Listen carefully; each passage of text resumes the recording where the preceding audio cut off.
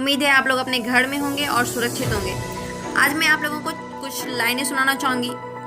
हौसले की तरकस में कोशिश का वो तीर जिंदा रखो। हार जाओ चाहे जिंदगी में सब कुछ, मगर फिर भी जीतने की उम्मीद जिंदा रखो।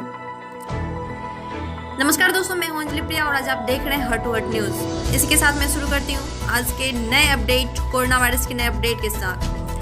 पूरे विश्व में कुल केस 22,75,789 हो चुके हैं, जिनमें 1,56,104 की मौत हो चुकी है और स्वस्थ होने वाले व्यक्तियों की संख्या 5,82,520 है। इसी के साथ मैं आपको बता दूं भारत देश की क्या अपडेट है। भारत देश में कुल केस 15,552 है, इनमें 506 की मौत हुई है और 2,076 स्वस्थ भी हो चुके हैं। इसी के साथ आज के न्यूज़ की ओर बढ़ते हैं। कोरोना की चपेट में आए 26 नौसैनिक। जी हाँ दोस्तों, इससे पहले थल सेना के 8 जवान वायरस से संक्रमित पाए जा चुके हैं। नौसेना की मुंबई स्थित पश्चिमी कमान के 26 जवान कोरोना वायरस से संक्रमित पाए जा चुके हैं। भारतीय सशस्त्र बलों में इस बीमारी का यह पहला बड़ा मामला है। इससे पहले थल सेना के 8 जवान संक्रमित पाए जा चुके हैं। आधिकारिक सूत्रों ने बताया कि सभी संक्रमित नौसेना लॉजिस्टिक्स और सपोर्ट के लिए कार्यरत INS आंग्रे में सेवारत है। सभी संक्रमितों का यहां के नौसेना अस्पताल में इलाज चल रहा है। मामला सामने आते ही नौसेना ने संक्रमित नौसैनिक के संपर्क में आए लोगों का पता लगाना शुरू कर दिया है। इसी के साथ मैं आपको बता दूं कि INS के जिस रेजिडेंशियल ब्लॉक में ये नौसैनिक रहते हैं, वहां लगभग हर निवासी की जांच की गई है। इसके अलावा पूरे आवासीय परिसर में सख्त लॉकडाउन कर दिया गया है। रक्षा मंत्री राजनाथ सिंह और सेना के अन्य वरिष्ठ अधिकारियों को इस संबंध में सूचित किया गया है। पश्चिमी नौसेना कमान को रणनीतिक रूप से बहुत अहम माना जाता है, क्योंकि यह हिंद महासागर के कुछ हिस्से समेत अरब सागर में भारत के हितों की रक्षा करती है। मुंबई में नौसेना का डॉकयार्ड INS आंग्रे से कुछ 100 मीटर की दूरी पर ही है। नौसेना ने बताया कि संक्रमित पाए गए ज्यादातर लोगों में कोई लक्षण नहीं था। 7 अप्रैल को यहां एक नौसैनिक में वायरस की पुष्टि के बाद सभी पर नजर रखी जा रही थी। सूत्रों का कहना है कि इस रेजिडेंशियल ब्लॉक से 130 लोगों के सैंपल लिए गए थे। इनमें से 60 की रिपोर्ट आई है, जिनमें 26 नौसैनिक पॉजिटिव पाए गए हैं। सूत्रों ने बताया कि सभी संक्रमित नौसैनिक INS आंग्रे के बैचलर्स रेजिडेंशियल ब्लॉक में रह रहे थे। नौसेना आवासीय परिसर में रह रहे सभी की जांच कर रही है। इसे कंटेनमेंट जोन घोषित कर दिया गया है।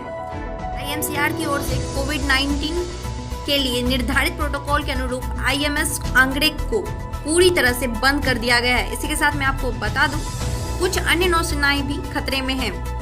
दुनिया भर की कई नौसेनाएं कोरोना वायरस से जूझ रही हैं। अमेरिकी नौसेना के विमान वाहक पोत USS थियोडर रूजवेल्ट में सवार 660 से ज्यादा नाविक इसकी चपेट में आ चुके हैं। फ्रांस की नौसैनिक एयरक्राफ्ट कैरियर चार्ल्स डी गुल और इसके सहायक जहाजों पर सवार करीब 2000 नाविकों में से 1/3 कोरोना की चपेट में आ चुके हैं। जी हाँ दोस्तों, 1/3 कोरोना की चपेट में आ चुके हैं। उसी के साथ मैं आपको एक और न्यूज़ देना चाहूँगी। अप्रत्याशित है संकट। नौसेना ने अपनी सभी इकाइयों को वायरस का संक्रमण रोकने के लिए अत्यंत सतर्कता बरतने को कहा है।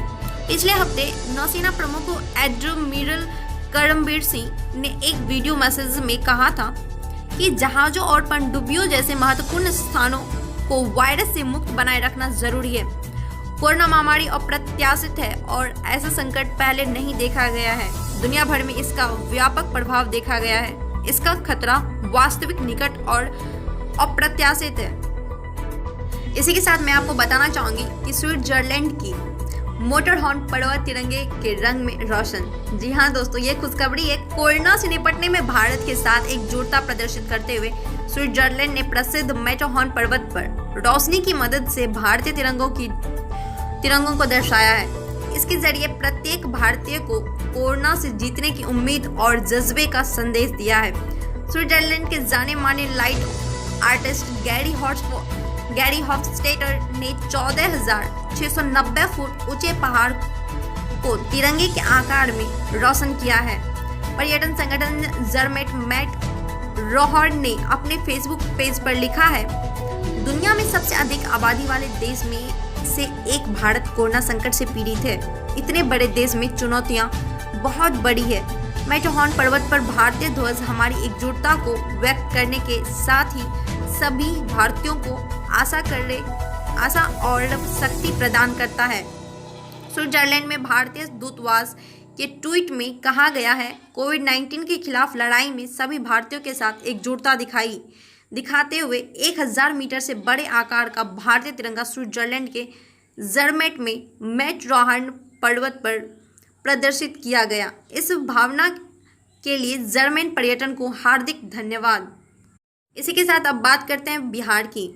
जी हाँ दोस्तों, मुख्यमंत्री नीतीश कुमार ने समीक्षा बैठक में दिए निर्देश और कहा, हर हाल में कालाबाजारी रोके डीएम और एसपी। इसी के साथ मैं आपको बताना चाहूँगी, बिहार में 3000 उद्योगों को खोलने की तैयारी हो रही है। औद्योगिक क्षेत्रों और ग्रामीण इलाकों की करीब 3000 इकाइयों को शुरू करने की तैयारी है। इसके लिए सभी जिला उद्योग केंद्रों के महाप्रबंधकों को निर्देश जारी किए गए हैं। आज के लिए इतना ही। अब मिलते हैं कल के वीडियोज़ में। इससे पहले कल का जो हमारा सवाल था उसका आंसर देखते हैं क्या होगा और कौन विजेता बना है। कल का हमारा सवाल था, हाल ही में बीएसएनएल ने किस बैंक के साथ मिलकर पेमेंट प्लेटफॉर्म लॉन्च किया है। इसका ऑप्शन था एसबीआई, एचडीएफसी बैंक, बीओबी और इनमें से कोई नहीं। इसका सही उत्तर देने वाले पहले विजेता बने हैं अंशराज। इसका सही आंसर एसबीआई होगा और पहले विजेता अंशराज बने हैं। उसके बाद गौतम सिन्हा, उसके बाद अभिषेक राज। बधाई हो आप लोगों को।